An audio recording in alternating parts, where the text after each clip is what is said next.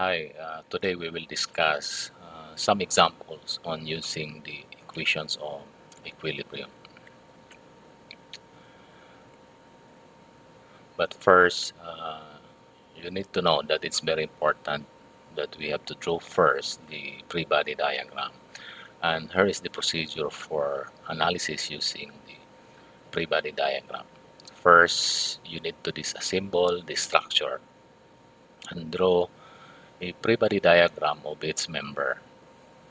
Also, it may be convenient to supplement a member free-body diagram with a free-body diagram of the entire structure. Some or all of the support reactions can then be determined using this diagram. Second, recall that reactive forces common to two members act with equal magnitudes but opposite directions on the respective free-body diagrams of the members. Third, all two force members should be identified, those members that carry only tension or compression. These members, regardless of their shape, have no external loads on them, and therefore their free body diagrams are represented with equal but opposite collinear forces acting on their ends.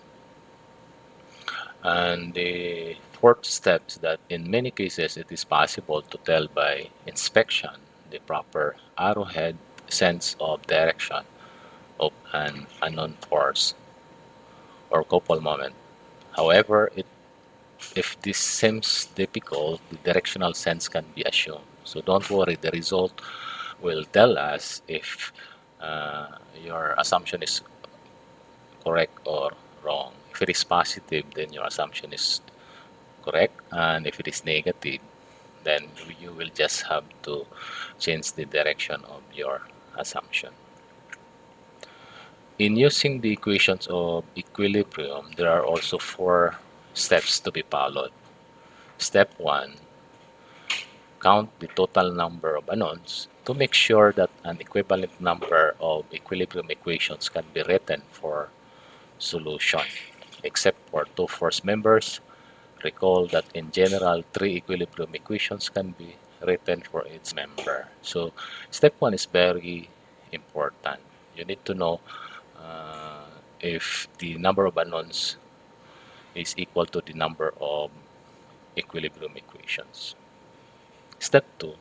Many times the solution for the unknowns will be straightforward if the moment equation, that is summation of moment at a certain point, is equal to 0, or if this is applied about the point O that lies at the intersection of the lines of action of as many unknown forces as possible. Step 3, when applying the force equation, summation forces x is equal to 0 and summation forces y is equal to 0, orient the x and y axis along lines that will provide the simplest reduction of the forces into their x and y components. This means that x is not actually really horizontal and y is not really actually vertical. You can always orient the x and y axis at a certain position, which is the simplest, so that you can just reduce the forces. Step 4, if the solution of the equilibrium equations yield a negative value or magnitude for an unknown force or couple moment, it indicates that its arrowhead sense of direction is opposite to that which was assumed to on the free body diagram. How important is the free body diagram? This is very important for any structural analysis.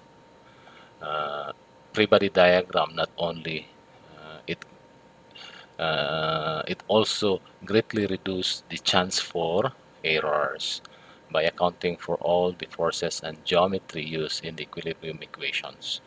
But it is also a source of communication to other engineers who may check or use your calculations.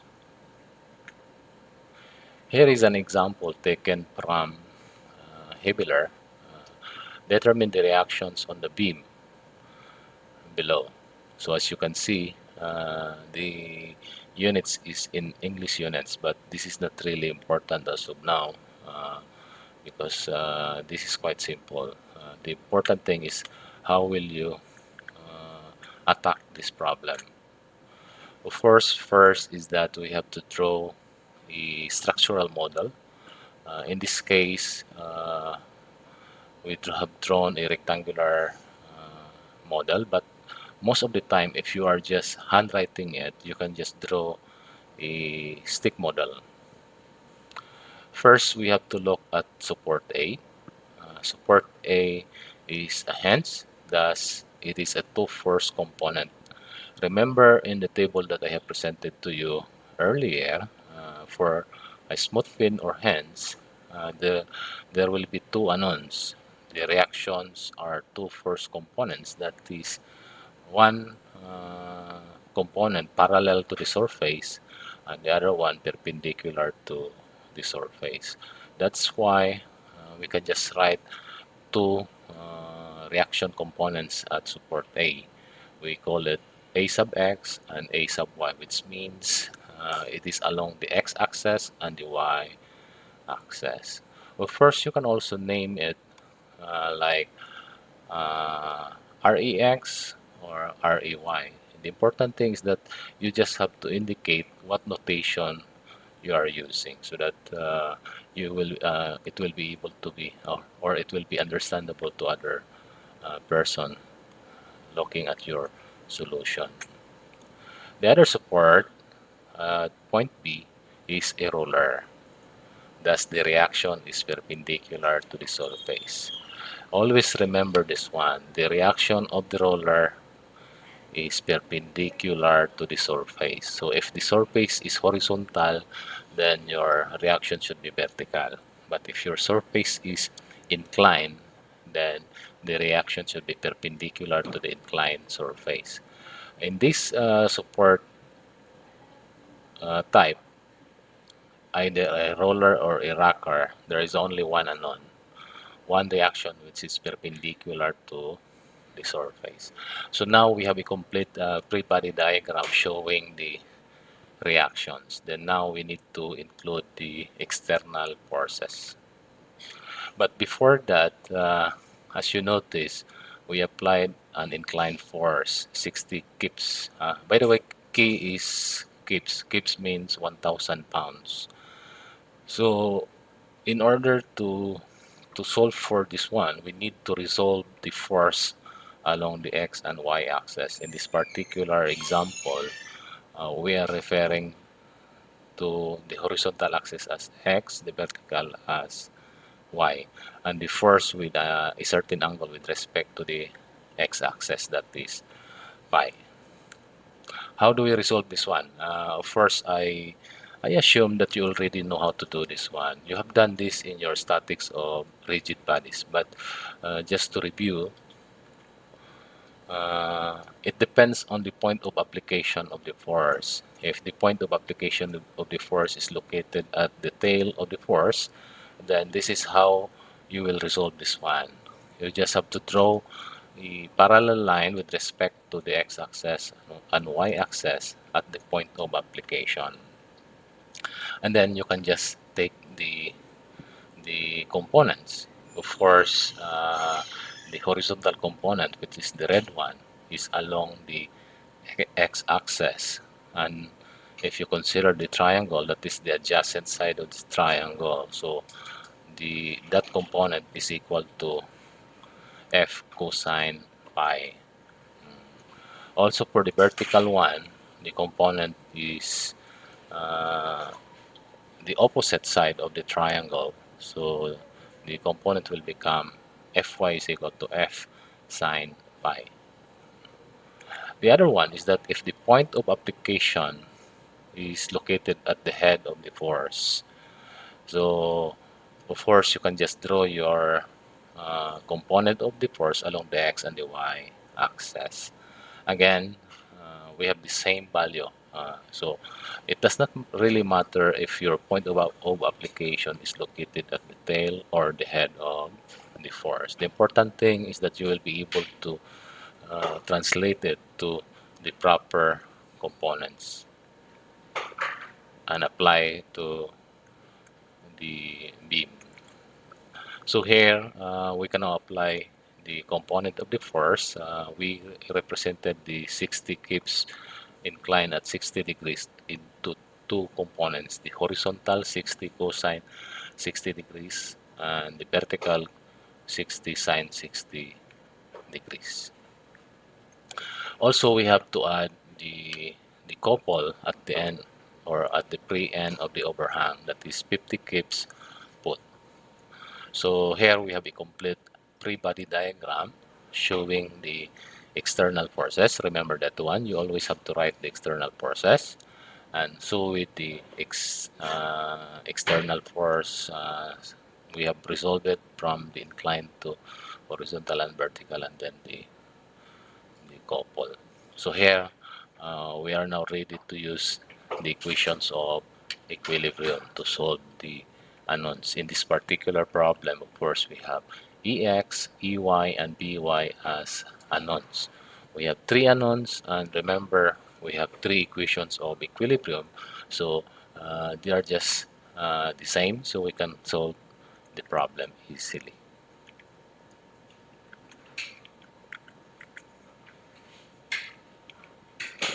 Sorry for this one. Uh, Here is the solution. Uh, First, you can use the summation of forces along the x-axis, assuming that to the right as positive and equate to 0. So we have first EX minus the component of the 60 Gibbs bound, 60 cosine 60 degrees, and equate it to 0. So first, cosine 60 is zero point 0.5 times 60 is equal, then EX is equal to 30.0 Gibbs. You just have to do some algebraic manipulations. Also, you can sum up moment at point A. Remember, there will be two sends of the component of moment. It's either clockwise or counterclockwise. Normally, we assume counterclockwise moment to be positive. So the clockwise direction should be negative.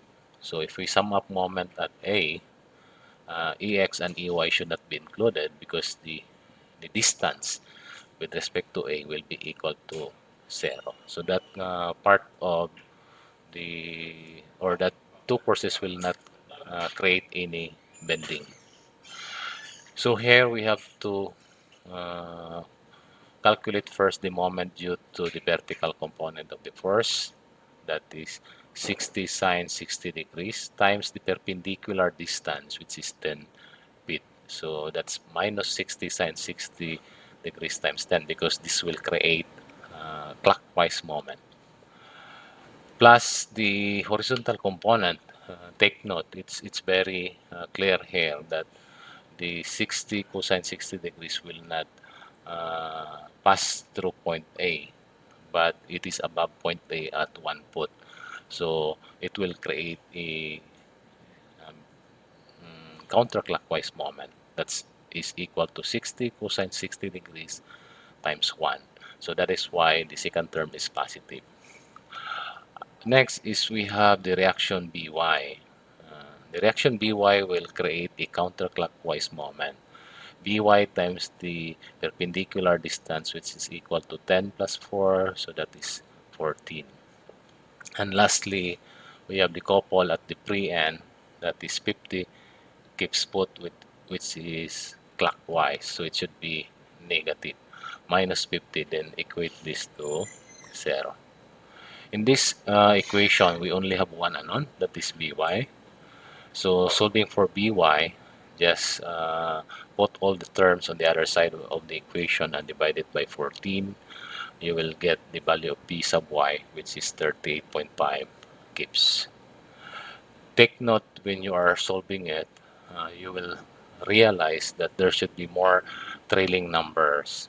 Don't use those trailing numbers because we have in our uh, notations, we usually use significant numbers only. Here we are using 1 significant number from the decimal, or if you want, you can just use 2 or pinakataas na yun ng 3. Mostly it depends on the magnitude of the value that you are using.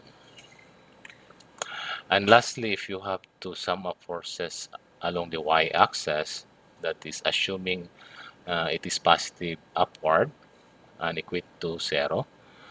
First, we have the component of the force, which is downward. So a vertical component, which is downward. So it should be negative. Minus 60 sine 60 degrees plus the vertical reaction B sub y, that is 38.5. And the vertical reaction at point A, that is A sub y. There are only 3 vertical forces. Then equate this to 0. And again, this equation will only, the only unknown is A sub y. So you can directly solve for A sub y. That is 13.4 gibbs. In any structural analysis that you have to do, you need to check your results. That's not the end of your solution. You have to remember this one. This is very, very important. Always check your results. Even if you are using softwares, it's very important to check your work. So here, we can use other equations because we just take moment at A. Actually, you can use the moment anywhere, and it will give you uh, correct results. So here, if we have to sum up moment at the pre-end, so at the pre-end, we can now have uh, a sub y will create a clockwise moment, so it should be negative, times the distance from the pre-end, 10 plus 4 plus 7, that's 21. So minus a sub y times 21. Another force is the v sub y. It will create also clockwise moment times the perpendicular distance 7, minus the couple 50, which will create also clockwise moment, plus the component along the point A, that is a sub x, to be multiplied with 0 because the ex will pass through that point, plus the component of the force 60 sine 60 degrees. It will create counterclockwise, so that should be positive, times the perpendicular distance 4 plus 7, that's 11, plus 60 cosine 60 degrees times the distance 1 foot. So you have to check this one first. There will be possibilities that it's not really 0, but if you sum up the results, it should almost be equal to 0. So if they are the same, then your solution is correct. Okay, so we can proceed to another example. Determine the reactions on the beam, a cantilever beam with a trapezoidal loading. For this type of loading, first, to determine the resultant, you have to take the resultant or the area of the trapezoid. That is simply take the average of the two heights, h1 plus h2, multiplied with the base, that is b. That's quite easy. But the problematic portion is that how to locate the centroid of the trapezoid. Of course, we don't really memorize those centroid, except if you can memorize that one, that would fine, and that would be okay. But we can use other areas like the rectangle and the triangle. A rectangle is simply base times height, the area, which becomes the resultant, and the centroid is just 1/2 of b. But if you can use a triangle with the height b and base b, again, the area is quite simple, just 1/2 of the height times the base, and the centroid is simply equal to 1/3 of the base the uh,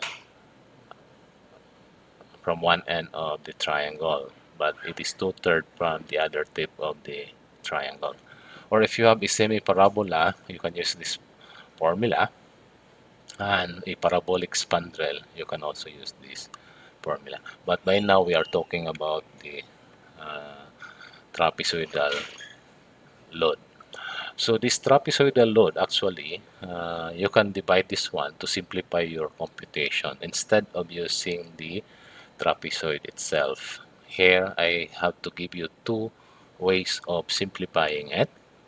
You can just divide it into two triangles. You will see the area 1 and area 2. And the corresponding centroid is quite easy to determine because it's just simply one-third of the base or two-thirds of the base depending on the your reference. Other way of doing it is just divide it into a triangle and a rectangle.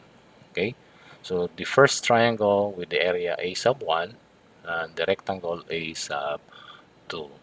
Of course, the two components should be equal to the trapezoid. Here, I think the second option is much easier to use. And for that, you can just compute the areas because the area will correspond to the resultant force. And here we have the area for the second method. So now we can now apply the second method to our problem. We have a trapezoidal load of 15 kilonewton per meter on the left and 5 kilonewton per meter on the right. So if we simply divide it into two components, a triangle and a rectangle, the rectangle has a load of 5 kilonewton per meter that's uniformly distributed. And to determine the area, simply multiply 5 by the base, which is 12. So that's 60 kilonewton. Uh, Please take a look with the units. It's very important that you will be able to work out with the units. The meter will be cancelled out, so the remaining unit will be kilonewton. And of course, the centroid of that resultant for 60 kilonewton is simply 1/2 of 12. That's 6 meters. It's quite simple. The other one is a triangular loading, which is equal to the difference between the height 1 and height 2, 15 minus 5, that is 10 kilonewton per meter. The area of the triangle is simply 1/2 times the base times the height. So 1/2 times the base 12 times the height 10. So 10 divided by 2, that's 5 times 12. Again, the result is 60 kilonewton. But the location of the centroid is one-third of the base from the support. So that's one-third of 12, that's 4 meters. After resolving the trapezoidal loading, we can now continue with the reaction. Remember, this is a fixed support, so taken from the table that we have presented before, for a fixed support, there will be three unknown reactions, two force components and one bending moment. The first component is along its axis, that's f of x. Another one is perpendicular, that is f sub y, and a bending moment m. So here in our problem, we use ex, ey, and moment at point A. So there are three unknowns in our problem, and we can now solve this one because we have three available equations of equilibrium.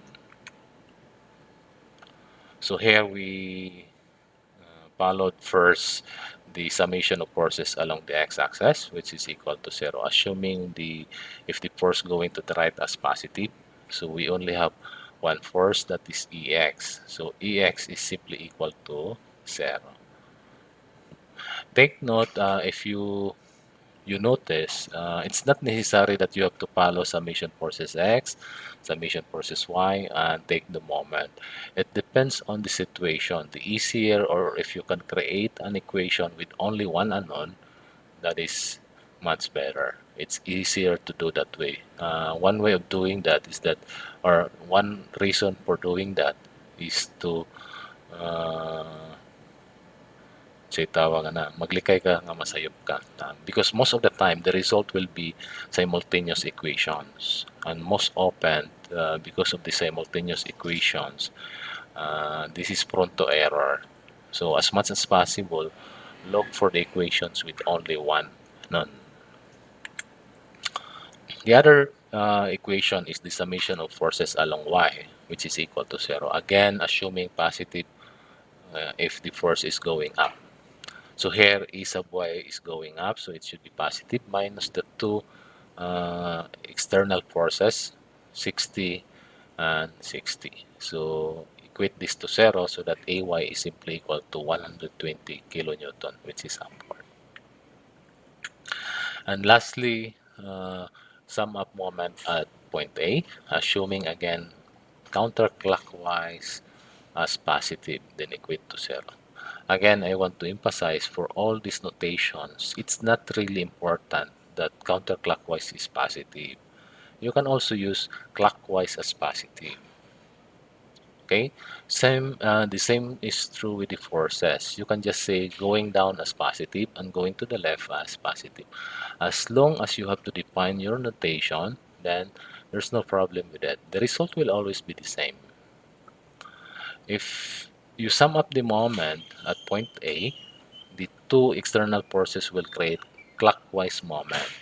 So the first resultant that is due to the triangle, 60 kilonewton, times the perpendicular distance 4 will create a clockwise moment. The resultant of the rectangular loading that is 60 kilonewton, you can multiply it with the perpendicular distance 6 will also create clockwise moment. Plus the counterclockwise moment m sub a, then equate to 0. Here m sub a is equal to 600 kilonewton meter. Again, we are not done yet with the solution. You need to check your results.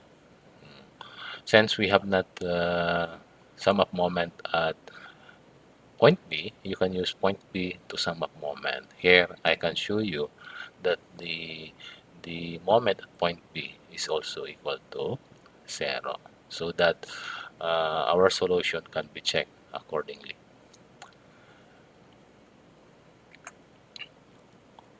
Another example is determine the reactions on the beam and assume at point A is pin and the support at point B is a roller because it is a smooth surface. So most probably the reaction is only perpendicular to the surface. It is explicitly stated smooth surface because if it is a rough surface, most probably there will be a friction force involved. So here the concept of the force or this reaction F, which is perpendicular to the surface, since we have horizontal and vertical distances, we can use that to determine the component of the force. Here, the surface has a slope of 4 is to 3, but since we are dealing with the perpendicular force, then this slope will interchange, so it will become 3, 4. So to resolve this into its vertical and horizontal components, we can just use the slope. It is easier to use the slope than the angles.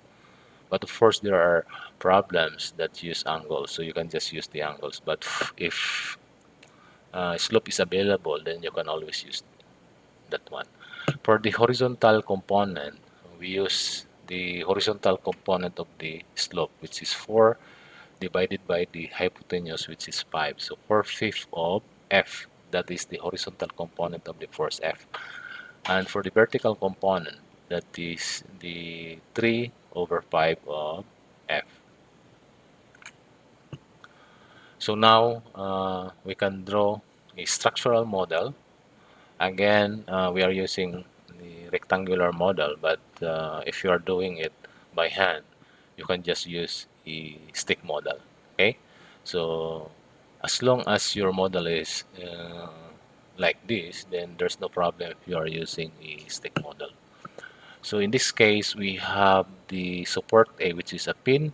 So this is a two force component, EX and EY, and take the resultant of the uniformly distributed load, 500 pounds per foot times 7 foot. So 500 times 7, that's 3,500 pounds. So to be applied at the middle, half of 7 is 3.5.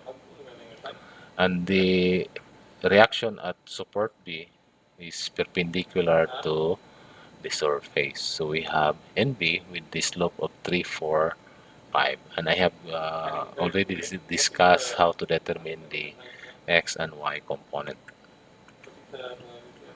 So we can now use the equations of equilibrium to solve for the three unknown forces, EX, EY, and NB. It's easier if you sum up moment directly at point A because it will result to a direct solution for NB. So by summing up moment at point A, the 3,500 pounds will create clockwise moment times its perpendicular distance 3.5 feet. So that is why it's negative. And the other force we have in B. Of course, if you can only find the perpendicular distance directly of in B with respect to A, that would be good. But if not, then you can just use the components of NB. We have the horizontal component, which will create counterclockwise moment. That's 4 over 5 in B times the perpendicular distance 4. The other component will also create counterclockwise. That's the vertical component plus 3/5 in B times the perpendicular distance 3.5 plus 6.5, that is 10. Then equate to 0. Here, the NB was solved directly. NB is 1,331.5 pounds or 1.33 kips. Another one is you can use the summation forces along X, which is equal to 0. We have two forces. AX to the right is positive minus the horizontal component of NB, 4/5 of NB. And since we have computed NB above, you can substitute the value, then equate to the equation should be equated to 0. So that you can solve for EX, which is 1.07 kips. And lastly, you can use the third equation, summation forces Y along, which is equal to 0. Again, vertical forces to be positive. So we have three forces here. We have EY, the 3,500, and the vertical component of NB, that is 3/5 of NB. Substitute the value of NB and equate this equation to 0, and you can solve for EY. EY is 2.7 kips. Again, this is not the last portion of your solution. You need to check your solution here. Of course, you can try other points to check your solution. But by this time, I want you to try it by yourself so that you will really understand what's going on. And it's easier to learn something if you do it by yourself. Okay. The next example is a compound beam, which is fixed at point A.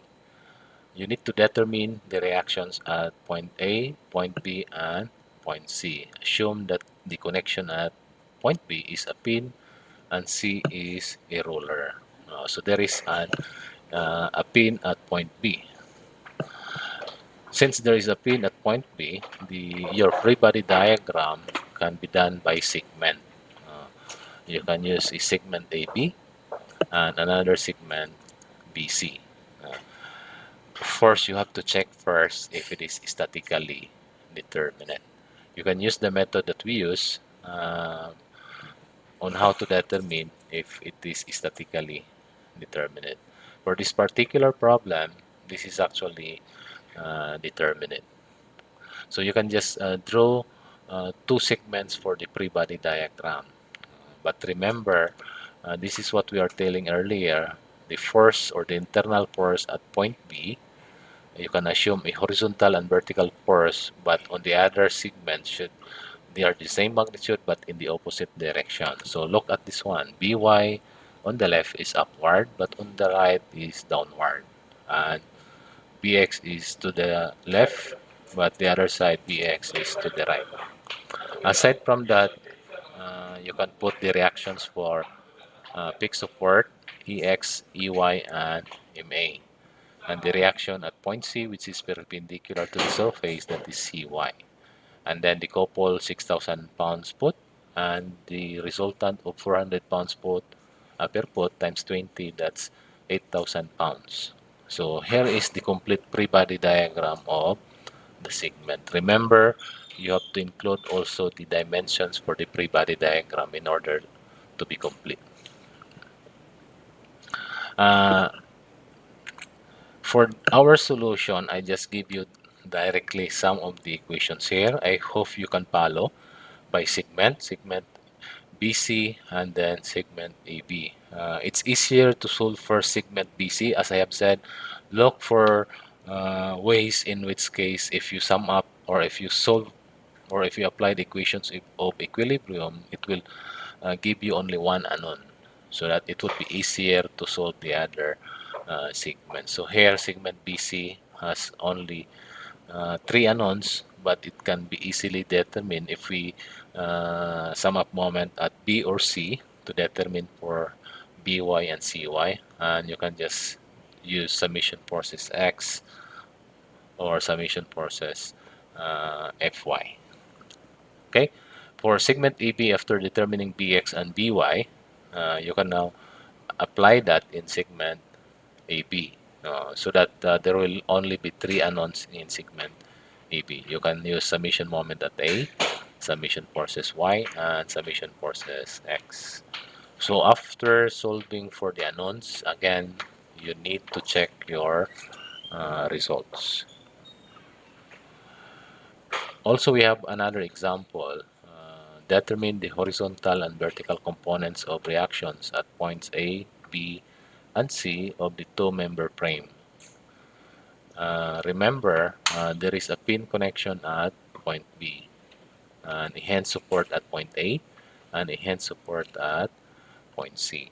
Again, you have to use the equation to determine if it is statically determinate. Using that equation, actually this is statically determinate. So we can just use the equations of equilibrium to solve for this problem. Again, since we have two segments, you have in your free body diagram, you have to separate the two segments, segment AB and segment BC. There will be internal reaction at point B, that is Bx and By. You can add that one in segment AB and also in segment BC, but it should be in the opposite direction. So Bx on segment AB is horizontal going to the left. In segment BC, it should be horizontal going to the right. The By is vertical downward at segment AB. In segment BC, it should be vertically upward. And you can add the reactions at point A, Ex, Ey, reaction at C, Cx, Cy, the external forces 8 kilonewton with the slope of 4 is to 3 is to 5, and the resultant of the uniformly distributed load 3 kilonewton per meter times 2 meter, that's 6 kilonewton. And then you can add the different dimensions of the two segments. So this is now a complete free body diagram for each member of the problem. Again, using the equations of equilibrium, for member BC, it's easier to use moment at point C or point P to solve for By and Cy. And then you can use member AB to solve for Bx, Ex, and Ey. And then again, going back to member BC to compute for Cx and Cy. So the sequence of solving the problem is that you have to look for solutions that will only give you one unknown, and then you can just go back if you need to solve for more unknowns.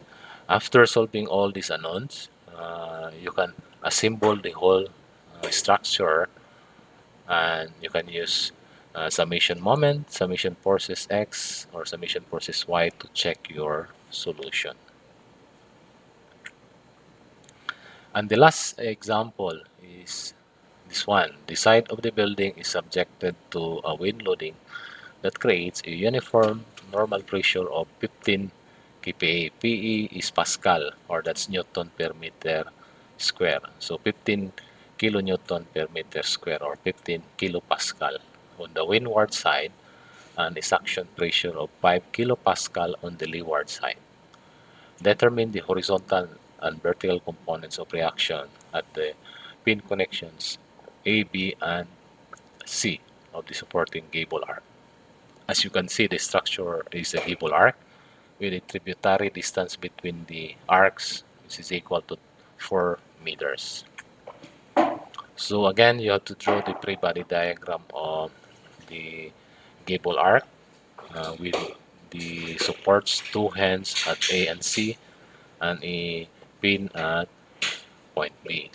Since the pressure due to the wind is uniformly distributed, you can just apply it 60 kilonewton per meter at the windward side and 20 kilonewton per meter at the leeward side. By the way, it's 60 because we multiply it the 15 kilopascal times the tributary times 4. So that's 60 kilonewton per meter on the windward side. Also, the 5 kilopascal multiplied with the tributary, that's 20 kilonewton per meter on the leeward side. It's easier if you have to take the resultant forces and apply it at the other diagram. Uh, so this is the complete pre-body diagram of the structure, but to solve the problem, we need to separate the two segments, segment AB and segment BC. Again, the concept is the same actually, so I have presented most of it, and I hope you can do it yourself. Just follow these equations or these pre-body diagrams, and you can apply the equations of equilibrium to solve the different unknowns. And again, you need to check your solution after that. Okay, that's all for the examples of on using the equations of equilibrium, and I hope you are able to review and grasp the or understand the concept of using it, because it's very important. We will be using it again and again in the succeeding topics that we have. Okay, so thank you for